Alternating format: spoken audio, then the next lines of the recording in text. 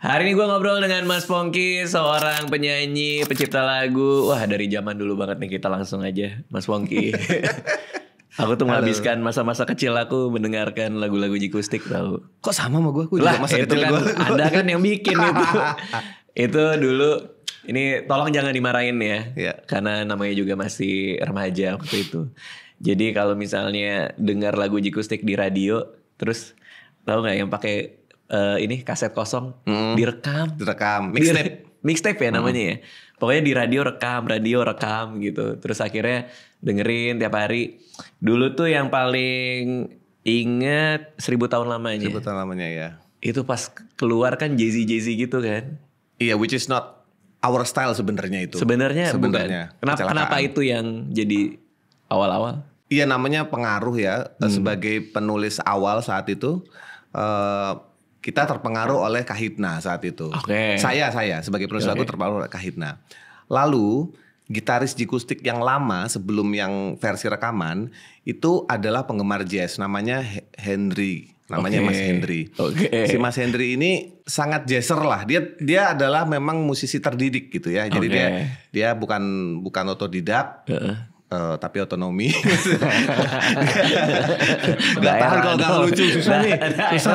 Gak apa-apa Mas Pongki sikat. Dia pemain gitar jazz. Henry Budi Dharma. Dia sering main sama Tompi, Sandi Sondoro gitu. Jadi kayak gitu. Nah waktu itu dia melandasi, meng-create aransemen lagu itu agak seperti itu. Lagu awalnya diciptakan nggak nge-jazz berarti? Tidak ada pemahaman itu lagu jazzy atau lagu jazz, tidak. Lagu pop aja. Terpengaruh oleh band-band pop saat itu, Kahitna yang lagi naik segala macam. Nah, kemudian dibikinlah aransemen intro seperti itu, seperti yang kalian dengar versi Jikustik. Nah, kesananya ke bawah. Nah, demo itulah yang didengar oleh label dan di-approve dengan menyangka bahwa wah ini musiknya Jikustik nih seperti ini. Ternyata yang keluar enggak, pop rock. Maaf, Saat Kota di Sini, Untuk Dikenang, yang lain-lain tuh semuanya udah pop rock. Terus produsernya nanya, lu yang kayak gini mana lagi? Nggak ada pak. Lah ini kok ada? Nah itu. Tapi nggak mau bikin lagi berarti yang kayak gitu. Karena emang bukan di situ DNA-nya ya berarti ya. Nah, along the years sekarang sudah sekian puluh tahun ya, saya tidak lagi membatasi harus bagaimana. Jadi perjalanan saya jadi lebih berwarna. Kalau dulu kan pengennya kalau nggak rock tuh nggak keren gitu. Oh, karena manggung apa? Iya, harus mikirin di panggungnya gimana. Sekarang bebas lah ya. Sekarang bebas dan terbuka ya. Iya, dan sekarang itu lebih ke menikmati perjalanannya.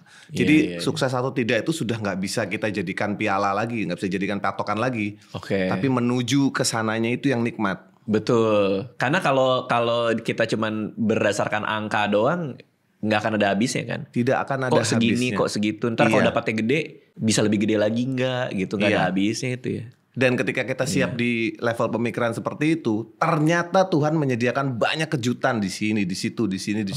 Baru kita appreciate. Lucunya kita appreciate, ya bukan lucunya. Ternyata kita baru bisa appreciate ketika kita sudah memutuskan untuk let go. Tapi ada di fase itu berarti Mas Pongki. Ada di fase dimana nih harus lagi nih, nggak bisa nih gitu, sampai akhirnya bisa let go tuh. Ada tisu. Waduh. Udah mulai naik. Tapi pernah dong pasti semua seniman lah ya. Iya. Kalau saya sekarang gini ya, ketika saya membuat lagu kayak 1000 tahun itu, itu literally akhirnya dia bernasib 1000 tahun lamanya. Artinya dia memang panjang umur gitu. Gila sampai sekarang sih itu. Itu tuh dibikinnya tahun 97, direkam ke pita kaset, belum lumrah CD saat itu. Nggak boleh salah berarti. Tahun 97 ya, nggak boleh salah, ke pita kaset. Rekamannya aja ngutang, lalu diputar di radio lokal only. Jadi belum ada label besar yang ngambil. Jadi itu independen di Jogja. Itu naik dari situ. Nah, Jikustik lokal saat itu mulai naik. Itu tahun 97. Kemudian 2000 direkam di label, naik lagi. 2014 oleh Tulus. Oh ya, Tulus nyanyiin lagi. Naik lagi. Dan 2024 ini saya masih melakukan hal yang sama. Masih meremake 1000 tahun dengan versi band saya, dengan versi ada Rio Febrian di album Pongki Bartol Love Songs. Dan masih ada satu lagi saya belum bisa ngomong, itu akan keluar mungkin agak tahun depan, lagu yang sama. Dan semuanya pada tempatnya dan saya nggak lagi berpikir aduh hits radio nggak ya gitu, udah nggak ke situ lagi. Ya mungkin itu jawabannya. Berarti kalau sekarang lagi apa nih? Karena agak kaget nih tiba-tiba si Pras Teguh nyanyi sama Yuni Syara ya kan.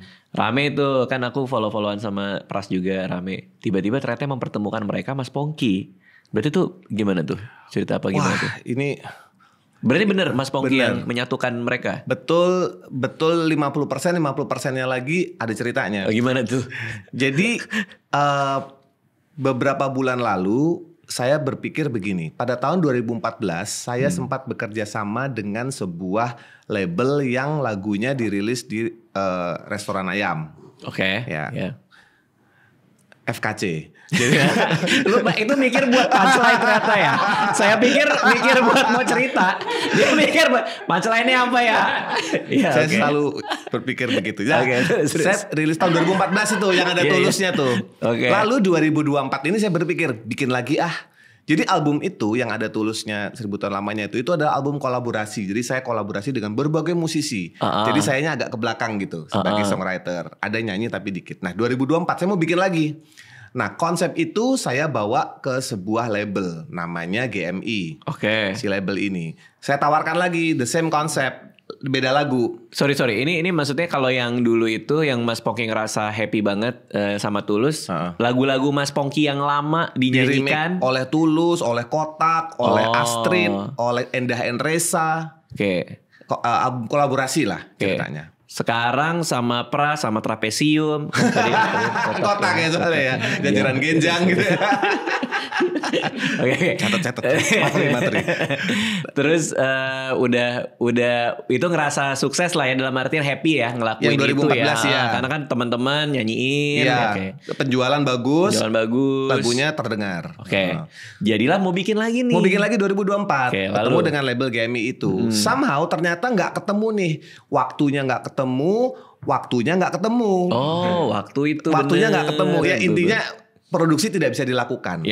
Saya pindah label ke tempat lain. Nama produsernya Sani, nama labelnya Le Music. Disinilah ketemu dengan produser ini, eksekutif produser ini. Nah, mulailah dirancang. Mereka mau, kita lanjutkan. Kita lanjutkan. Nah, si label ini mulai memberi list. Lagunya apa nih? Nah, mulailah saya bikin list. Salah satunya lagu Selamat Malam Dunia. Yang di album 2014 itu sebenarnya dinyanyikan oleh Kotak. Nah, jadi Jikustik, Kotak bersama yang baru ini.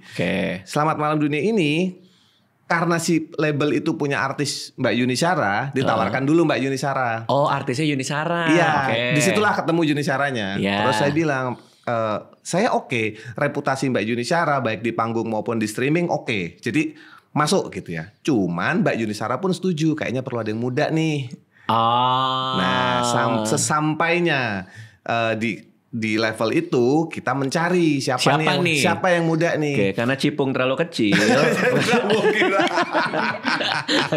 Terus. Ntar dulu menikmati dulu gratisan nih.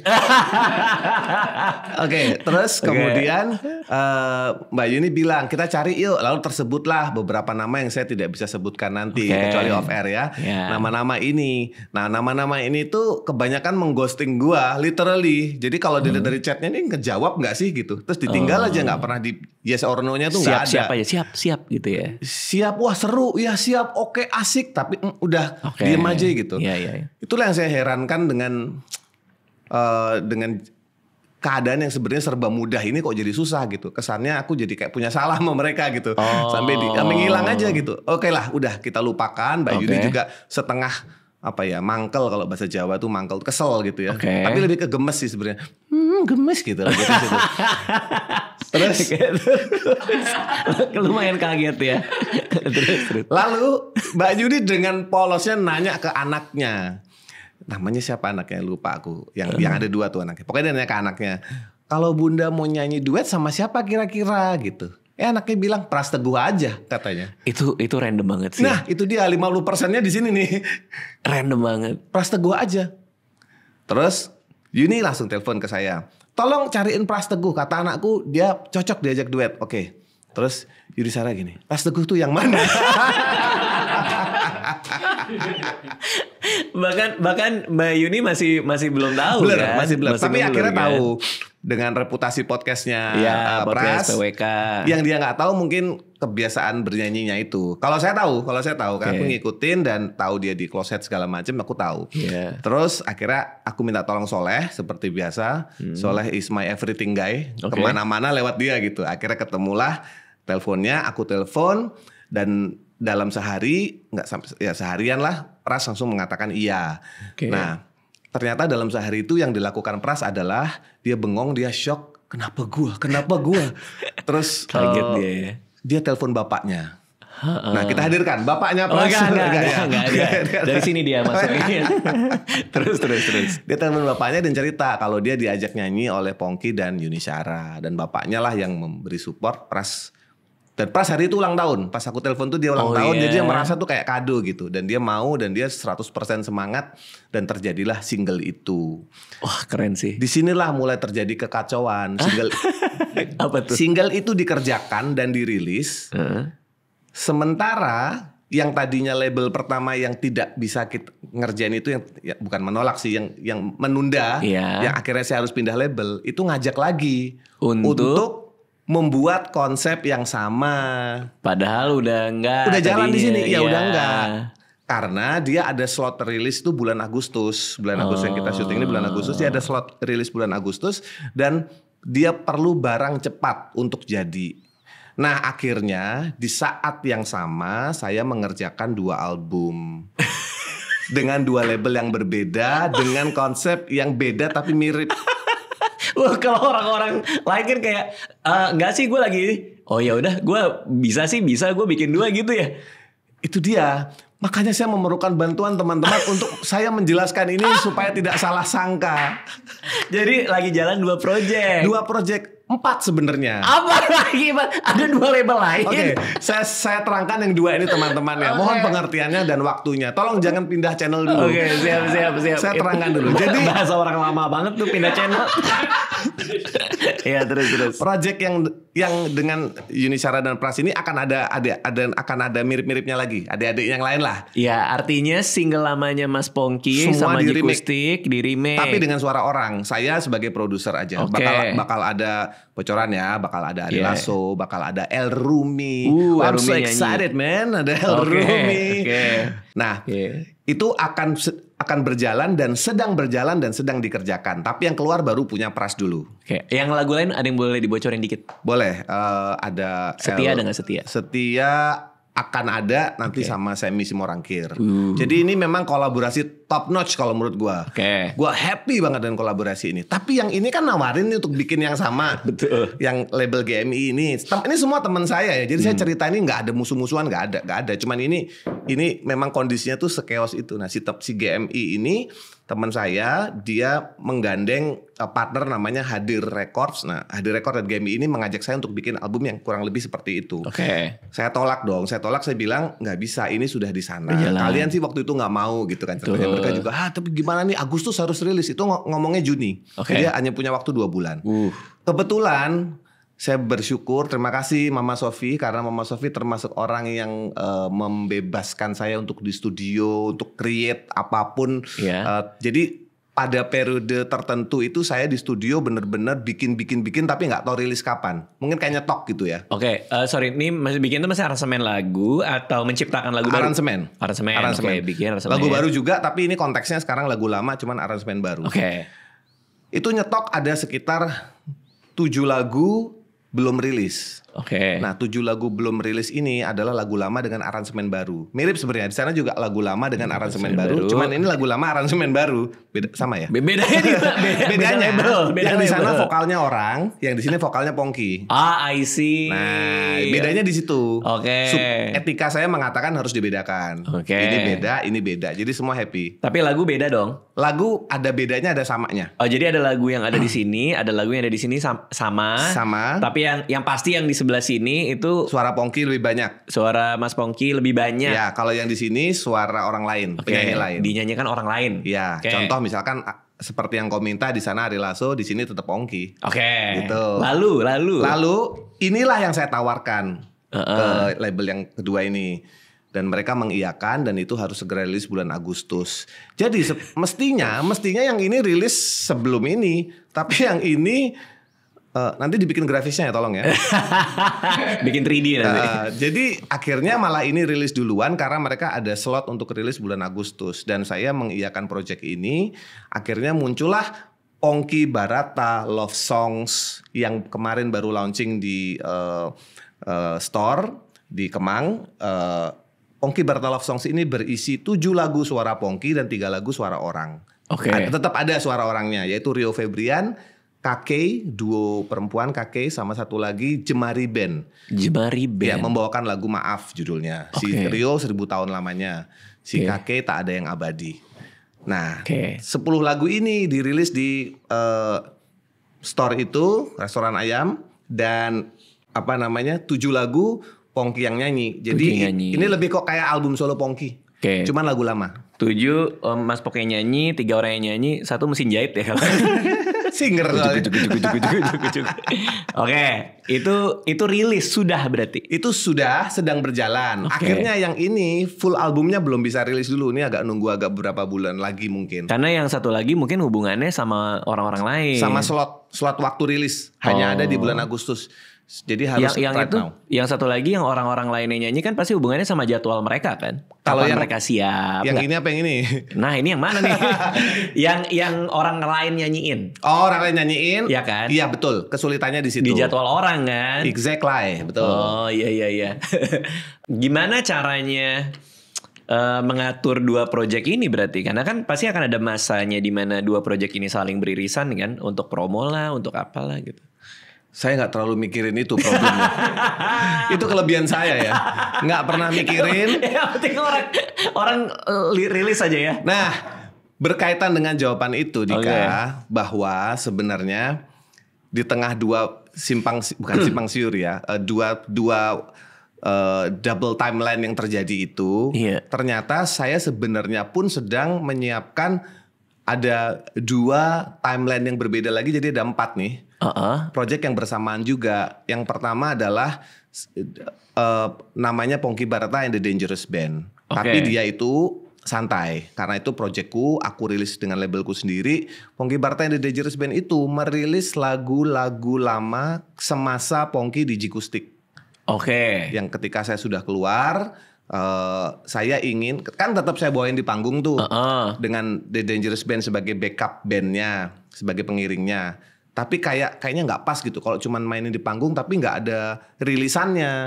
Nah, akhirnya satu persatu lagu-lagu yang saya bawakan di panggung itu saya rilis bersama The Dangerous Band. Cuman ini ibaratnya bukan jadi second line atau third line, enggak. Ini cuman jalannya lebih santai, nggak memerlukan promo yang gimana-gimana. Karena toh lagunya juga lagu yang lama gitu. Karena ini tujuannya buat live kan sebenarnya, nggak juga? Validasi live. Validasi ketika lo ngebawain di live, ada kok rekamannya, valid lu gitu loh. Iya. Lu tau gak ada perasaan kalau nonton band, ada band tertentu ngebawain cover lagu orang, misalkan walaupun dalam kasus gua bukan cover. Kalau cuman buat live-nya doang nggak ada rekamannya kayak kurang gitu, kayak nggak valid gitu. Nah ini kayak bukan lagu buat band itu. Iya, kayak nggak resmi gitu. Kayak nggak resmi. Makanya ada rekamannya. Iya, nah itu kita jalankan. Itu juga berjalan simultan. Dan satu lagi, ini yang keempat nih. Ada album rock namanya. Album rock itu genrenya rock, cuman belum dijudulin. Kalau boleh saya bocorin mungkin judulnya 80-90. Itu sesuai genre rock yang lagi naik-naiknya di tahun 80-an dan 90-an. Jadi aku ambil genre itu, aku bikin. Nah yang sudah rilis kan single-single nih. Yang udah rilis itu Ponky featuring Eet Syahrani Edane. Keren. Ponky featuring Pai Burman. Dan yang masih menunggu Ponky akan rilis Ponky featuring Eros Chandra, Ponky featuring gitarisnya Iwan Tanda, gitarisnya The Rain, Ponky featuring Iga Masardi, bara suara kayak gitu. Itu konsepnya rock. Itu rock. Lagunya juga lagu lama. Lagu baru. Full baru, no love songs. Full baru, full distorsi, dan Ponky nyanyinya kayak orang kecekek. Gitu ya. Itu yang video klipnya di pantai itu bukan sih? Iya, megang gitar Batu itu. Karang. Yang Batu Karang. Iya. Seperti kayaknya gitu. Emang gue mau bunuh diri aja jadinya. Itu. Tapi lagu baru ya, lagu baru. Ada berapa lagu baru ini? Bakal 8. Tapi baru rilis 2. Iya, jadi di tengah-tengah, nah ini yang gue mau ceritakan pada intinya, di tengah-tengah gue mempersiapkan rilisan lagu baru dari album rock itu, 2 project kolaborasi ini muncul gitu loh.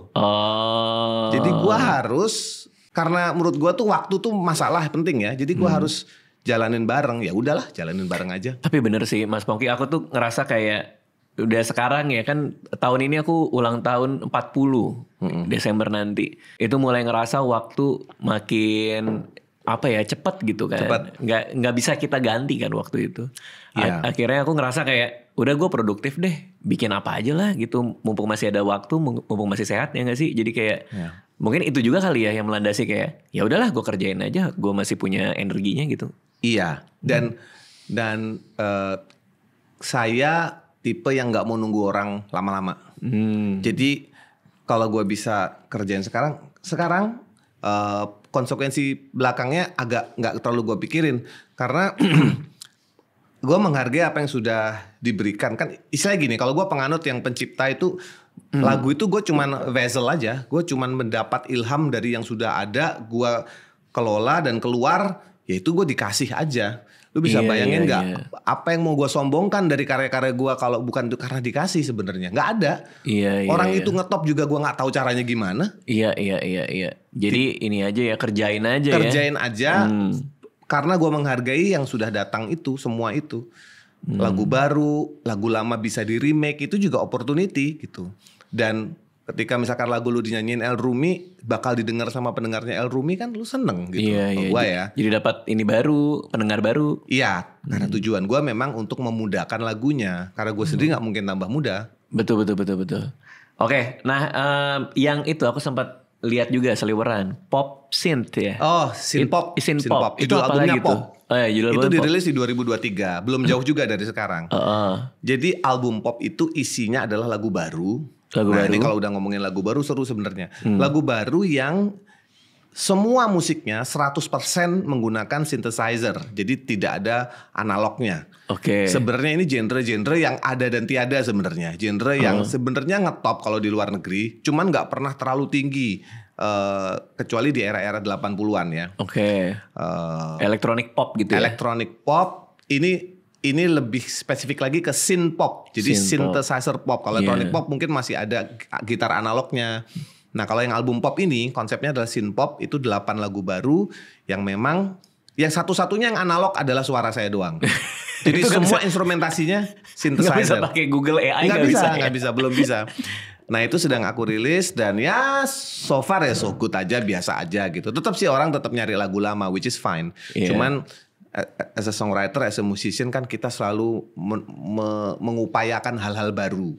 Tapi itu menarik sih, gimana caranya Mas Pongki masih pengen innovate gitu. Maksudnya pengen, gue coba hal baru ini deh gitu. Itu lumayan challenging juga pasti kan. Gimana memperkenalkan ke orang, ini genre yang kayak gini, mungkin terdengar asing buat orang gitu kali ya. Iya, orang pertama yang saya datengin tuh Cing Abdel untuk memperkenalkan konsep pop ini, pop ini nih, cerita mengenai ini gitu. Terus ya Cing Abdel masukannya, kok gue tetap suka lu yang lama sih, kata yang akustikan yang gitu. Ya nggak apa-apa sih Mas gitu, aku manggilnya Mas Cing, kadang-kadang Bang gitu ya. Nggak apa-apa sih, tapi maksudnya aku tetap perlu media untuk menyampaikan ini yang aku lagi pikirin.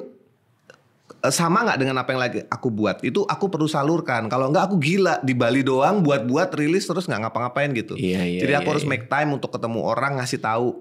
Ya yang dengerin 100, yang dengerin 1000 udah nggak masalah lagi. Yang penting yang ada di sini keluar. Itu berarti ngerjain semua di Bali. Di Bali semuanya. Dengan tim ya, tapi timku ada yang di Jogja, ada yang di Solo.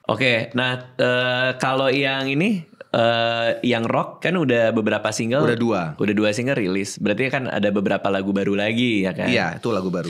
Dan tadi katanya nggak mau cinta-cintaan. No love songs. Karena love songnya sudah banyak. Sudah Pongki love song gitu. Iya. Pengen baru lagi. Pengen baru lagi. Jadi kayak tema politis. Terpaksa sengaja aku nyemplung ke tema politik. Kayak judul lagunya Orang Penting. Ya, aku posting juga di Instagramku bahwa aku ini orang pintar, tapi aku orang pintar tapi aku tidak mau mendengar gitu, kayak gitu. Jadi tajam memang. Dan itu tidak pernah saya lakukan seumur hidup.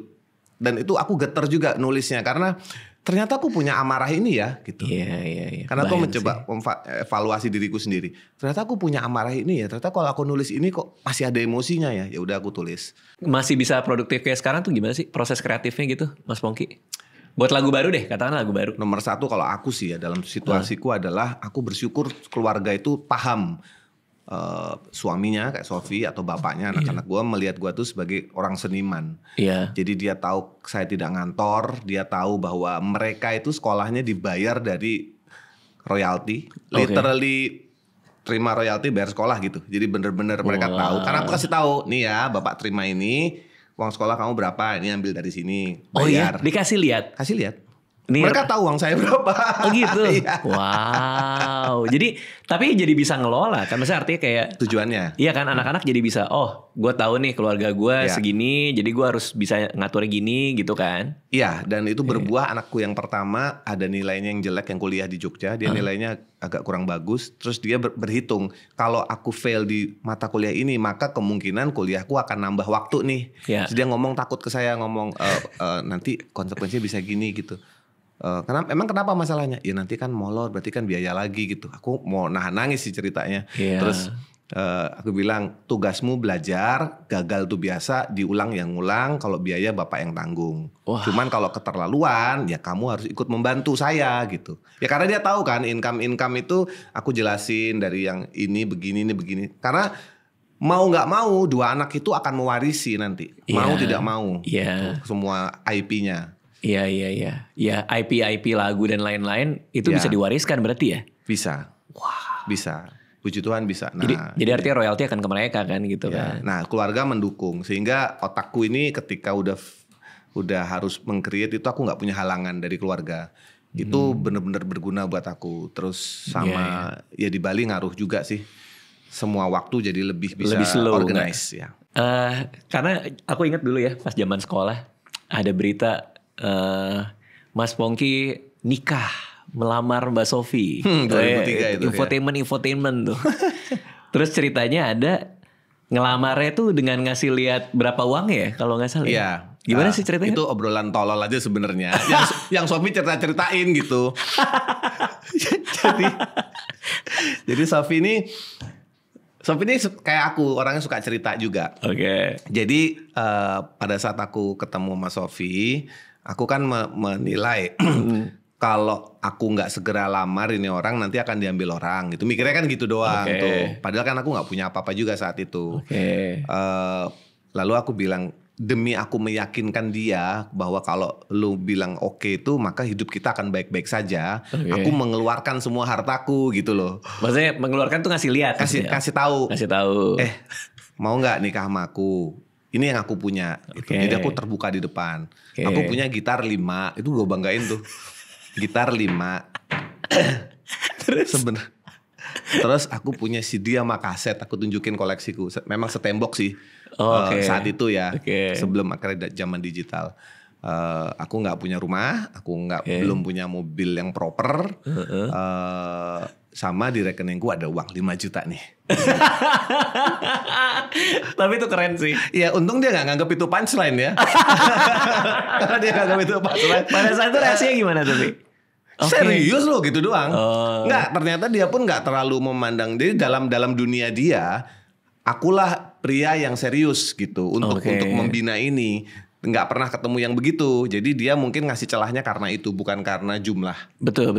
Dan keterbukaan itu penting kan. Maksudnya untuk kita terbuka, gue tuh mau sama lo, gue adanya ini. Itu kan lebih kayak berasa kayak, wah ini orang nyaman ya ceritanya kayak gini ke gue gitu kan. Iya. Ada soal itu juga kan. Iya, karena konsepku sebenarnya saat itu adalah, ya kita cari sama-sama. Jadi cerita yang akan kita buat ke depan itu ceritanya kita.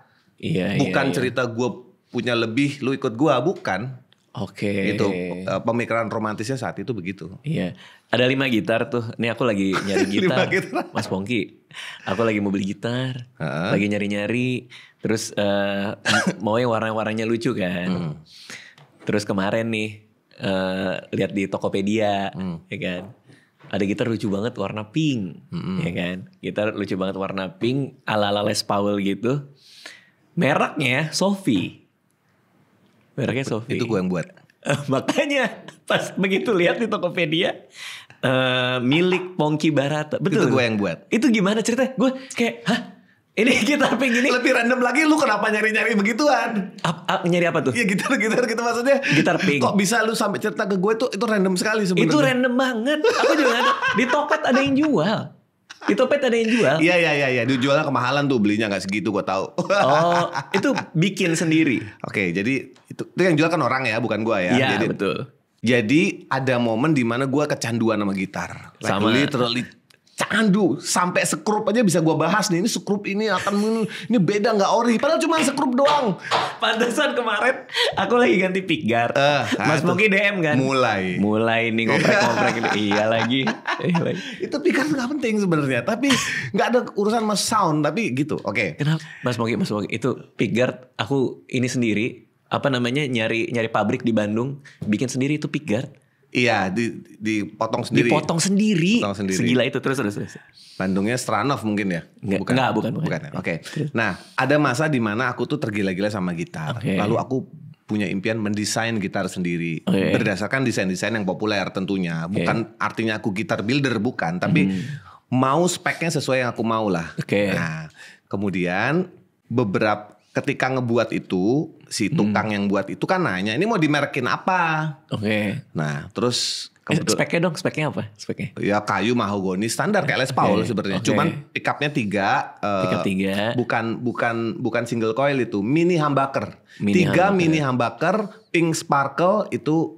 Terus potensionya sama tetap 500 kali kayak gitu, biasa normal. Radius ini ya, neck. 12. Ngikutin Les Paul standar. Aku lupa, tapi ngikutin Les Paul standar. Aku not into numbers ya, tapi aku tahu itu Les Paul standar. Nah, kemudian ditanya mau merek apa, karena si builder ini punya etika. Dia tidak mau dimerekin Gibson atau dimerekin Epiphone, bahkan pokoknya merek yang sudah brand udah ada IP-nya dia nggak mau. Jadi aku harus create brand sendiri. Nah, kebetulan arti kata dari Sofi itu adalah wisdom salah satunya. Betul. Nah, aku suka dengan meaning itu gitu. Nah, ya udah, aku taruhlah nama itu. Dan itu nggak cuma satu, Dika. Itu aku ada 5 atau 6 yang aku kasih merek seperti itu. Nama istri. Nama istri. Kebetulan. Karena wisdomnya itu loh. Kebetulan nama istri juga. Supaya dia nggak marah. Tapi dia tahu dinamain buat gitar, bukannya jadi kayak, aduh kamu enggak, ini. Biasa aja. Biasa aja. Dia saking pengertiannya menurut dia ya oke, bagus gitu. Tapi jadi yang masih aku keep dari 6 gitar itu aku bikin. Jadi itu eksperimen sebenarnya ya. Dari builder itu aku eksperimen ada 6. Yang masih saya keep itu cuma 3. Model Stratocaster, model Telecaster, sama bass model Les Paul. Udah cuma itu yang aku keep. Yang lainnya antara aku jual atau aku kasih ke temen. Gitu, aku ada kasih ke temen juga. Bikinnya di mana? Di Jogja. Nanti kasih tahu ya tempatnya. Nah, tidak bisa karena buildernya sudah tidak lagi membuat. Dia sudah tidak lagi di dunia itu. Dia give up karena susah memang. Nanti aku bisa kasih tahu yang mungkin lebih proper ya. Yang sekarang ya. Yang sekarang, yang dengan mesin dan dengan knowledge yang lebih pas. Hanya di sana yang lebih mengerti kalau menurut aku. Selebihnya no. Gitu. Tapi enak yang 3 itu kan sebenarnya? Tidak.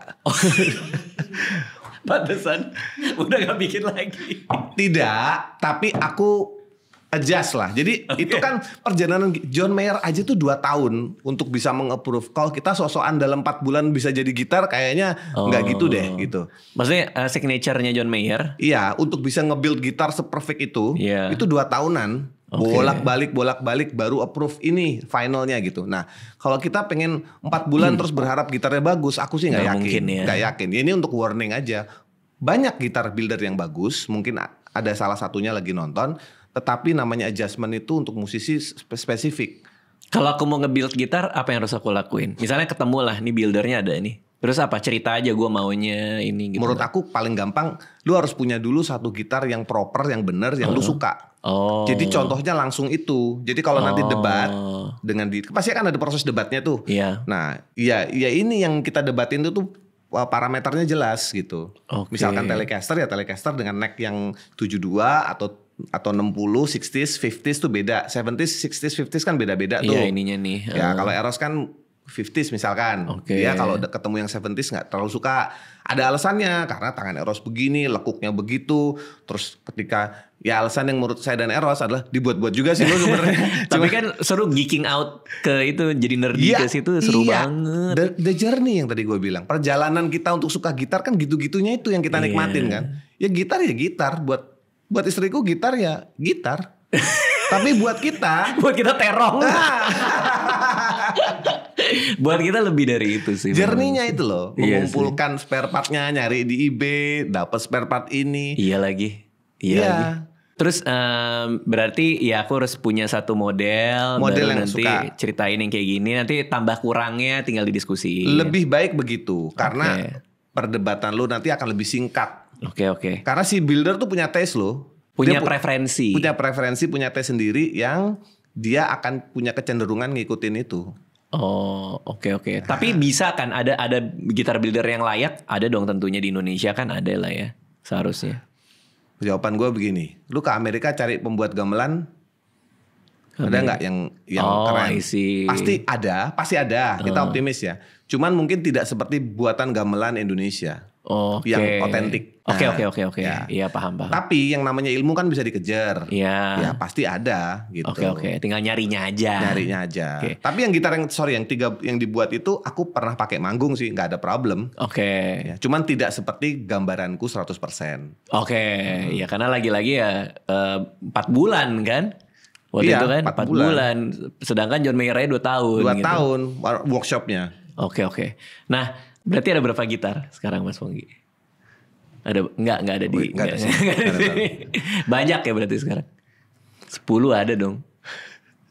Wah, kalau udah ketawa gini kayak udah nggak sehat nih koleksinya. Nggak ngitung. Pasti aku antara bangga sama malu jadi satu. Nggak ngitung tuh artinya sampai udah nggak tahu ada berapa. Ditaruh mana Mas Pongki?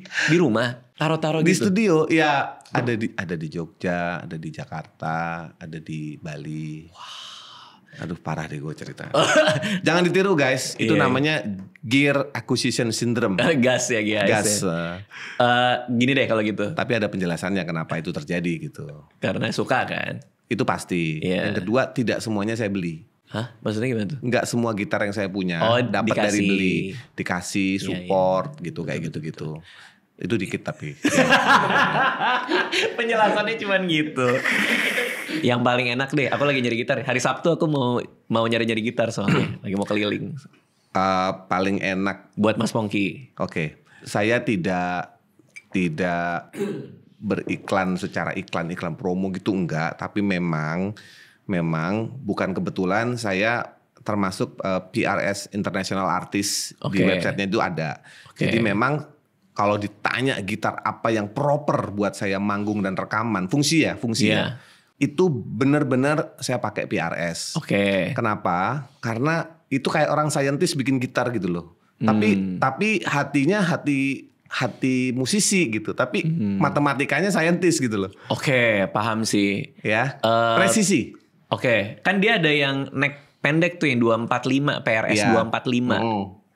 Mas Pongki bukan pakai yang itu berarti ya, pakai yang standar ya? Nah, pakai yang standar. Aku ada yang McCarthy. Aduh itu mahal banget itu. Aduh mahal banget itu, baru lihat lagi gue harganya. McCarthy mahal ya? Mahal. Aku ada 3. Dia ada 3. Bagus. Ada pose dikit tadi. Terus Santana aku nggak suka musiknya sebenarnya. Jadi model juga nggak suka. Terus Tremonti juga aku pakai Tremonti yang model Les Paul single cut ya. Yang Hollow Body kan PRS ngeluarin tuh. Hollow Body aku ada 1 McCarthy Hollow Body. Oke. Itu termasuk yang 3 itu. Iya betul, ulang terus ya Mas. Ini bagian dari show lah, jangan terlalu ini ya. Iya. Dan itu kan karena aku jadi tanggung jawab lah. Kan gini ya, walaupun aku tidak dibayar oleh PRS, tapi aku dimudahkan oleh PRS untuk berbagai aspek. Jadi misalkan pernah kejadian aku manggung di Balai Sarbini, aku perlu ampli gitu misalkan. Ya nanti dari distributor PRS-nya di sini akan support itu gitu. Ya, kayak gitu. Terus sama apa ya, memang barang itu barang bagus gitu. Ada yang pricey, ada yang versi untuk publiknya gitu yang nggak terlalu pricey. Tapi intinya mereka serius kalau masalah gitar. Nah yang aku nggak terlalu suka tuh itunya, fretboardnya ada burungnya. Menurut Mas Pongki gimana? Ya identitas ya kalau malah justru itu identitasnya. Itu, ya. Namun kalau misalkan ditanya sebelum aku PRS aku apa? Aku ke Gibson. Memang ES335 itu peganganku, hollow body itu aku suka banget. Udah aku jual itu. Iya, jangan sebenarnya. Iya makanya salah. S335 itu menurut aku ya itulah pas, hanya saja S335 itu gede. Betul. Kalau di panggung itu kadang kelihatan gede gitu loh. Nah, cuman ya tetap bodo amat ya, maksudnya karena aku tahu itu gitar bagus dan mahal tetap dipakai gitu. Jadi tapi jarang. Suka nggak suaranya berarti ES335? Suka sekali. Menurut aku sih my go to gitar harusnya itu. Cuman kan PRS nggak buat yang versi itu. Nah PRS ada yang lain. Ya jadi aku menemukan keajaiban di gitar-gitarnya PRS, cinta romansku di ES335 gitu. Betul. ES335 yang warna apa waktu itu? Merah, aku ada merah, putih, sama gold top. Oh ada banyak. Gitu. Kan tadi gue udah bilang gue gak tahu. Banyak gitar ya. Itu aku nyeselnya karena setelah aku jual berapa tahun lalu harganya double sekarang.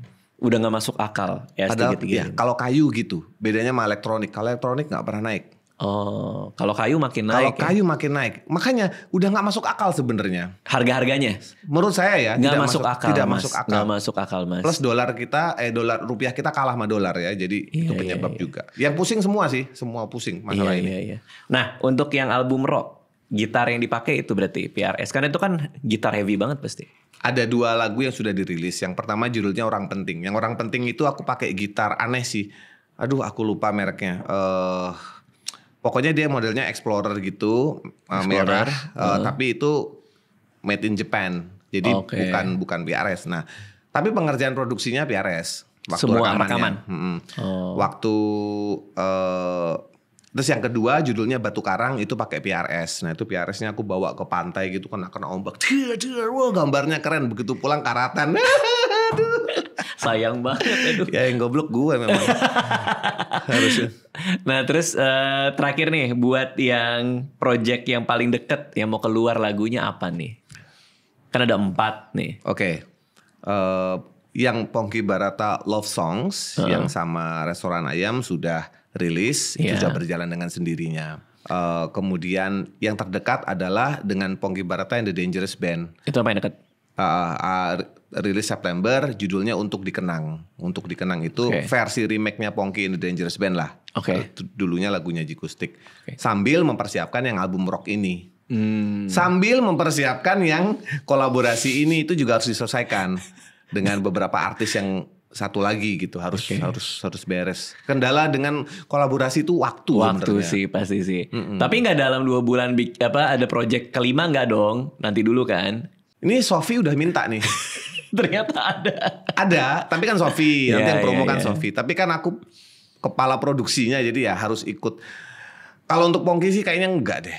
Enggak tahu juga, tapi ya kalau rezeki gue lagi bagus ya gue sikat juga, gak tahu. Siap. Nah semua bisa didengerin ya di DSP, udah ada semuanya. Ada semua lengkap. Atau di YouTube channel Pongki Barata Songs. Pongki Barata Songs, sumber segala musik semua ada di situ. Di YouTube channelnya juga bisa. Makasih Mas Pongki, good luck buat semuanya ya. Dadah semua.